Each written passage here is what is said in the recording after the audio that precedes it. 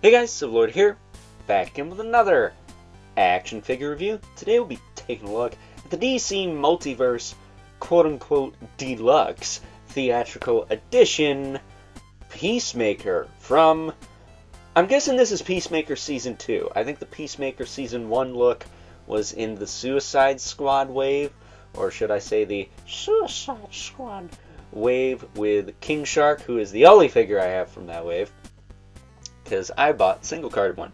Either way, this of course is brought to us by the fine folks over at McFarlane Toys, who will remain fine folks despite the fact that, well, I think this whole Deluxe Theatrical thing is a big fat crock of shiznit, because we just looked at the Batman Returns figures, and, well, those are $20 figures, if you ask me.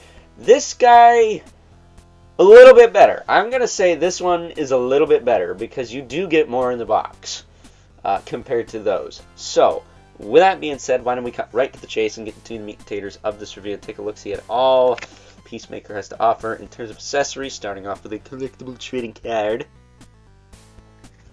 Bio on the back. I will say on his packaging it says like F off or something, or motherfucker, but it's all like blurred out, so you know this is a adult collectible. This is not a toy, as McFarlane likes to put on the packaging.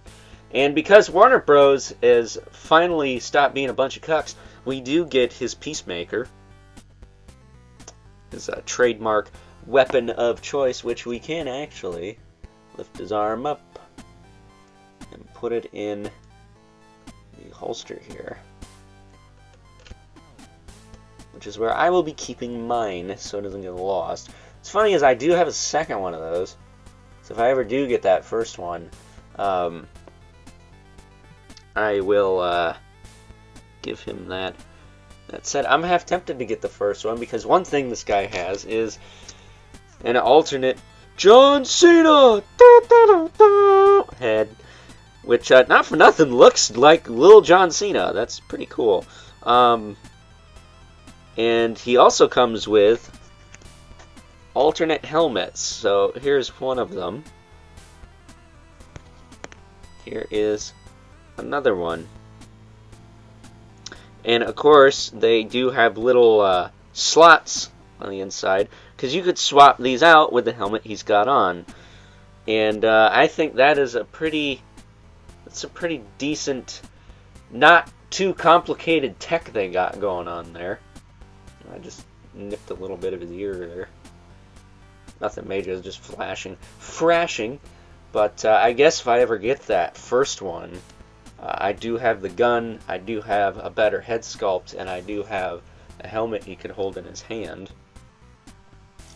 But taking him off his hockey puck display stand we're used to seeing with all McFarlane Toys releases, here he is, looking pretty good. His arms seem familiar. I don't know if these are the same arms as Sportsmaster and that Dark Detective Batman without the coat, but they sure as heck seem like it. I will say, one thing I wish he had was some fist hands. Feels like he should have some fist hands. But maybe there are some you could swap out. Anyone knows, let me know.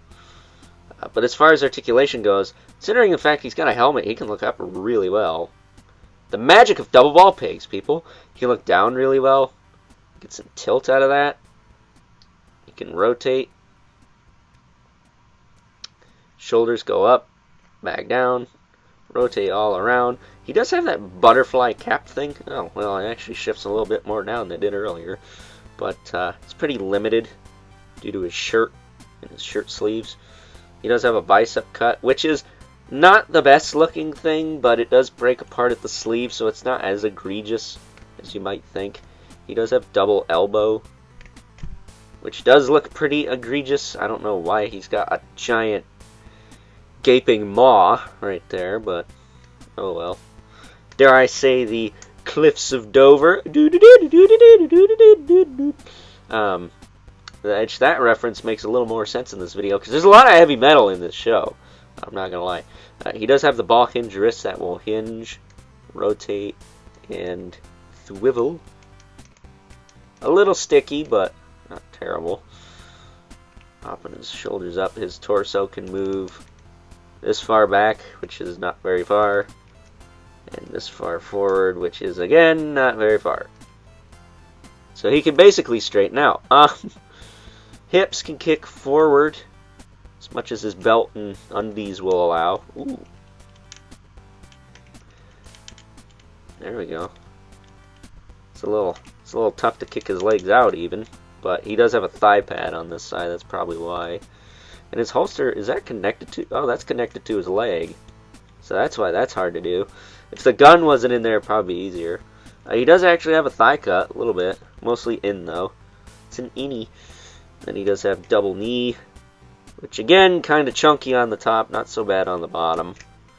And again, I don't think I've seen a lot of people cut pant legs that well, except maybe Jada with that creeper figure. And then he does have ball hinge ankles with a hinge, a swivel, and pivot, as well as toe joints. They're pretty butter smooth, but not loose. So, not a bad release by any means. I'm not the biggest fan of movie figures anymore. I stopped that a long time ago, but you know, the older movies like Superman 78 or Batman 89 or heck, even Batman Forever and Batman and Robin. Stuff like that, or like Linda Carter, Wonder Woman, which I guess they're trying to work on getting that done before time runs out. That's the type of stuff I'm here for, as far as like live action stuff goes. Adam West Batman as well, but Peacemaker here. This is a figure I'm glad I have, and shout out to the old man, aka Mr. Brian, aka my dad. Got me this guy for Christmas, amidst other things. But yeah, I'm stoked to have this figure. I like the show. Show is funny. I have to say, I think I like John Cena way more as a actor than I do a wrestler. A wrestler just wasn't my thing. You know, he was like your typical good guy wrestler, whereas Undertaker is way more my speed, or Kane, or even Sting. But as an actor, I like him quite a bit. But that said, we don't really have anything to compare him to because there's nobody else from this show. And I did not buy any of the David Corn Sweat Superman movie figures. That was something I was totally not into. So we're just going to bring in our two regulars, the Mythic Legion's Brother Mandibilith, right here.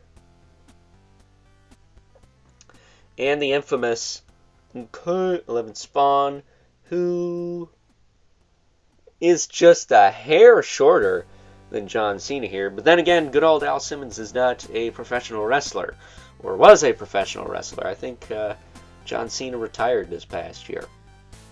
So with that being said, it's time now that we wrap things up with some final thoughts. Overall, and if you're a fan of the Peacemaker series like myself, then this is a no-brainer.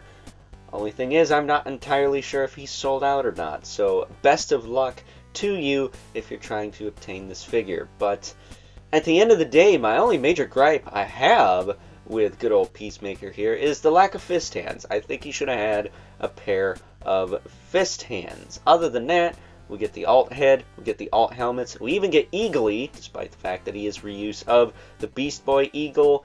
It's still an Eagle, so fair game, I guess. And because Warner Bros. Has finally effed off with their anti-gun thing, we do get his quote-unquote Peacemaker weapon of choice. So, with that being said, hope you guys enjoyed this review. Until next time, I'll catch you guys later.